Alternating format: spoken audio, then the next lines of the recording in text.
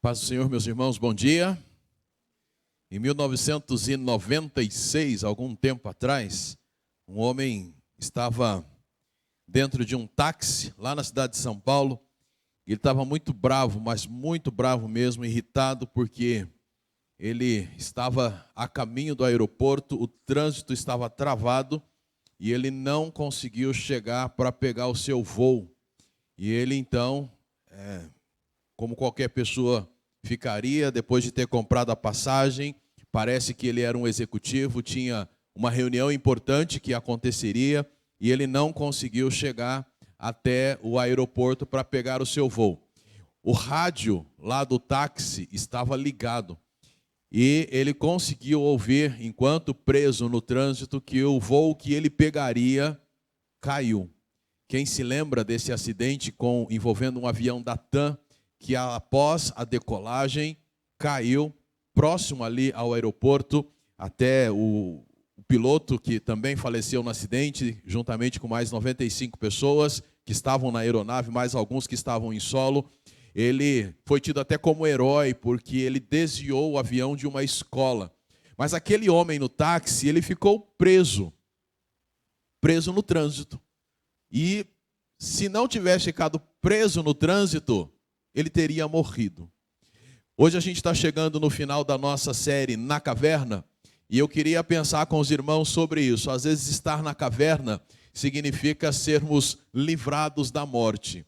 E olha aí na sua Bíblia, a gente vai ver um texto de 1 Reis, lá no capítulo 18, e nós vamos perceber que alguns momentos em que passamos pela caverna é a forma que Deus tem para cuidar e proteger as nossas vidas da morte. 1 Reis, capítulo 18, a partir do primeiro versículo, nós vamos encontrar a história de um grupo de pessoas que foi colocado em uma caverna e ali o Senhor protegeu suas vidas. 1 Reis, capítulo 18, a partir do verso 1, diz o seguinte: depois de muito tempo, passados 3 anos, a palavra do Senhor veio a Elias, dizendo: vai, apresenta-te a Acabe, e eu mandarei chuva sobre a terra. Então Elias foi apresentar-se a Acabe. A fome era grande em Samaria. Acabe chamou Obadias, o mordomo.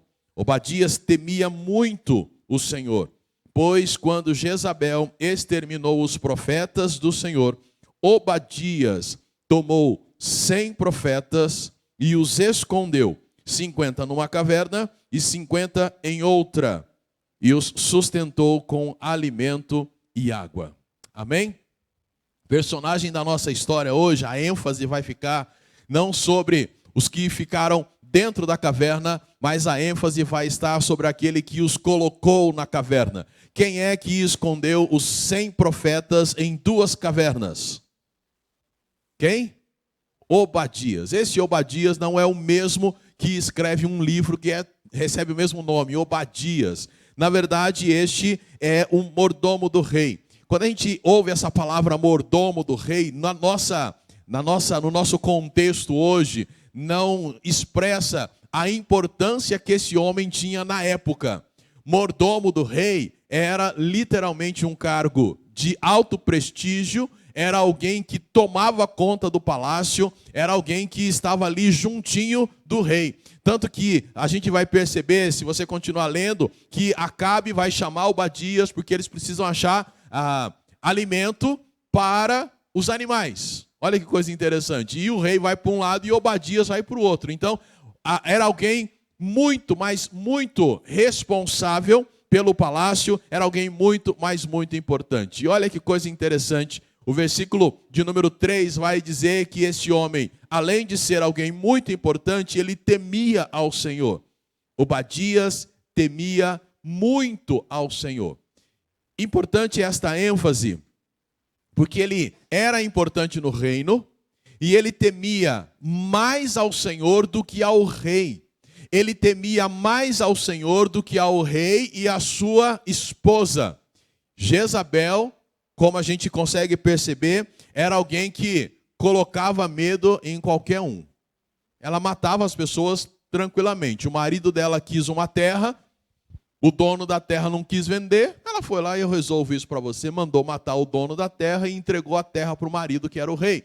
E aqui a gente vê que ela está mandando matar profetas. Mas este homem, por temer a Deus, ele faz o quê? Ele esconde 100 profetas de Jezabel. Ele pega esses 100 profetas, divide-os em grupos de 50 e os coloca em uma caverna e em outra caverna. Para a gente perceber que, mesmo sendo alguém importante, estando debaixo das ordens do rei, ele jamais colocou o rei acima do seu Deus. Um homem que temia a Deus e teve a coragem de colocar estes 100 profetas escondidos. E ele não fez só isso. Ele não só, olha, fiquem escondidos aí. O texto ainda diz que ele sustentou estes homens com alimento e com água. Talvez usando do seu prestígio e da sua posição, ele conseguiu armar algum esquema para conseguir pegar comida, pegar água e levar para o pessoal. Se você olhou no contexto, ou se você está lendo o texto aí, você percebeu que lá em Samaria a fome era grande. Há muito tempo não chovia, há mais de 3 anos não chovia. Lendo as notícias essa semana, Barretos é uma das cidades que está enfrentando um problema sério com abastecimento de água, não tem chuva, e lá então está faltando muita água. Imagina, mas Obadias, usando da sua posição, do seu temor a Deus, ele consegue levar para os profetas que estão lá na caverna comida e água. Numa época de seca, ele dá conta de arranjar água para o pessoal e leva a água para lá. Olha só o temor desse homem a Deus. O Senhor providenciou a vida de Obadias, a pessoa de Obadias, para proteger estes homens lá na caverna. O que eles fizeram na caverna? Possivelmente o que Elias fez, experimentou a presença de Deus. O que eles fizeram na caverna nesse tempo? Possivelmente, como Davi fez, um apoiou o outro. Lembra que Davi está na caverna de Adulão, e a família chega lá, e depois mais 400 homens chegam lá, e Davi então se torna chefe deles. Possivelmente esses profetas, um pôde fortalecer o outro, um pôde ajudar o outro.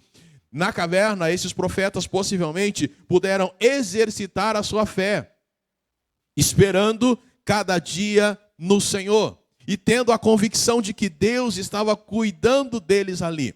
O tempo que aquele executivo ficou no táxi, preso, foi o momento em que Deus salvou a vida dele. Obrigado, meu irmão. Deus salvou a vida dele. O tempo que esses profetas ficaram na caverna, Deus salvou a vida deles. E o que eu queria nesta manhã, terminando essa nossa série, extrair para nós, é o seguinte, focando em Obadias. Nosso desejo é que haja no nosso meio pessoas como Obadias, pessoas que ocupem posições importantes, e saiba que a tua posição é importante. E a ideia não é apenas, olha, alguém que seja do alto escalão. Não, você é importante. Você que é pai, você que é mãe, você já ocupa uma posição importantíssima. Na sua casa não há ninguém maior que você. E é você que Deus escolheu para estar protegendo os seus filhos, para um estar cuidando do outro. E aí a gente sai de casa e vai escalonando, e cada um de nós, na esfera que for, temos uma posição importante. Na Bíblia, não só Obadias teve uma posição assim, mas Neemias também teve uma posição elevada. E foi alguém usado por Deus para ajudar na reconstrução de Jerusalém. O que nós oramos é que haja aqui entre nós pessoas que temam a Deus, independente da posição que estão, para cuidar dos servos de Deus. Quem são os servos de Deus? Os servos de Deus são todos aqueles que servem a Deus. Quando a gente lê e fala essa expressão servos de Deus, nós estamos pensando em quem ocupa a posição de pastor, missionários apenas. Estamos pensando em quem serve a Deus. Então que eu e você possamos usar da nossa posição e acima de tudo do nosso temor a Deus para cuidar dos servos de Deus. Que haja Obadias hoje desta maneira, tementes a Deus, como Daniel foi. A gente vai se lembrar de Daniel, que também ocupou uma posição extremamente elevada, mas jamais deixou de lado o seu temor a Deus. e sempre cuidou para que o seu Deus fosse reconhecido como o Deus verdadeiro. Nós oramos para que entre nós haja pessoas que realmente temam a Deus. E mais do que isso, por conta desse temor, sejam como Obadias, que protejam os servos de Deus. Alguém aqui já ouviu falar de Ebed-Meleque? Alguém conhece Ebed-Meleque? Já ouviram falar? Jeremias ouviu falar dele. Uma vez Jeremias foi preso dentro de um poço. E quando desceram Jeremias, Jeremias, o poço estava sem água. E ele ficou atolado lá. E aí então aparece esse Ebed-Meleque, que tinha uma alta posição, e ele vai falar com quem? Com Ezequias, que era o rei. O rei, me deixa tirar Jeremias de lá. Deixa eu tirar ele de lá. E o rei falou, tá bom. E aí então, esse Ebed-Meleque vai lá e chama mais 2 ou 3, arranja alguns lençóis, uma corda, fala para Jeremias, coloca os lençóis aí embaixo do braço, passaram a corda em torno do corpo dele, os lençóis para não machucar o corpo, e tiraram ele de lá, e ele foi colocado no pátio do palácio. Alguém que usou da sua posição para proteger os servos de Deus.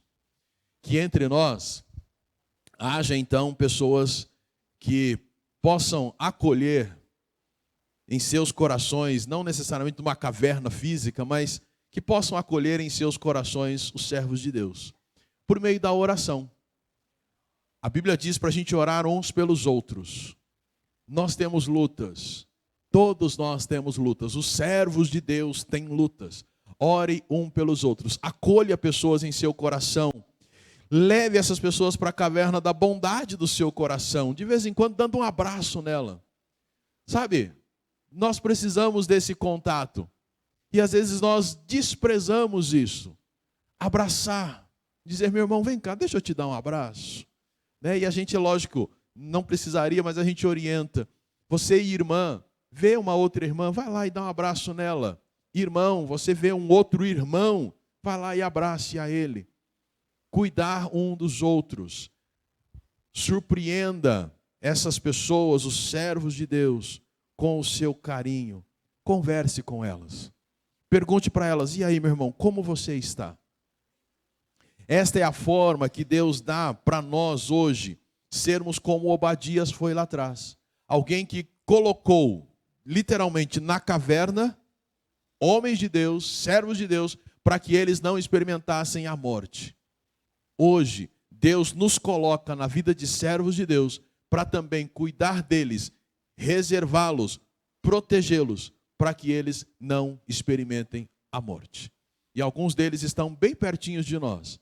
E às vezes nós não conseguimos perceber que eles precisam de um acolhimento, que eles precisam de um abraço, que eles precisam de uma palavra, que eles precisam simplesmente serem protegidos de algumas coisas que estão acontecendo.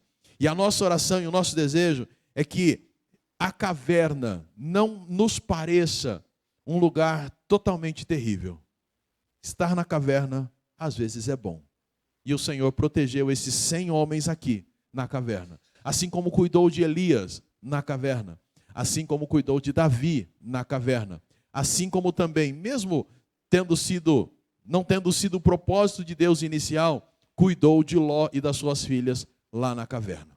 Que você e eu, nesse tempo que se Deus nos der para estarmos na caverna, possamos experimentar dele, abençoar a vida de outras pessoas. E se não for a nossa necessidade de estar na caverna, mas que ajudemos outros a estarem protegidos por algum período na caverna. Que seja você alguém como Obadias, que seja eu e você pessoas como Obadias, como Neemias, como Daniel, como Ebed-Meleque. Que Deus possa abençoar a minha e a sua vida. Feche os olhos. Deus querido, muito obrigado, porque nesses últimos domingos podemos ver personagens bíblicos que passaram pela caverna. Na caverna, alguns tomaram decisões erradas. Na caverna, todos experimentaram a tua presença. Na caverna, o Senhor deu a oportunidade de um cuidar do outro, de continuarem produzindo em ritmo menor, mas continuaram produzindo, conversando com o Senhor em oração, buscando a tua face e aprendendo cada vez mais do Senhor. Na caverna, todos eles foram protegidos, cuidados pelo Senhor, livrados da morte. Que possamos, quando o Senhor nos levar para a caverna, entender que o teu amor, que a tua soberania continua sobre as nossas vidas. E jamais somos desamparados pelo Senhor. Muito obrigado. Assim nós oramos em nome de Jesus. Amém. Amém. Nós vamos ter o nosso tempo de aula e que Deus possa abençoar e falar muito profundamente ao coração de todos nós. À noite nós teremos a nossa celebração e vamos continuar falando sobre oração, olhando para alguns textos do livro de Salmos. Que Deus os abençoe. Tenham todos uma ótima aula.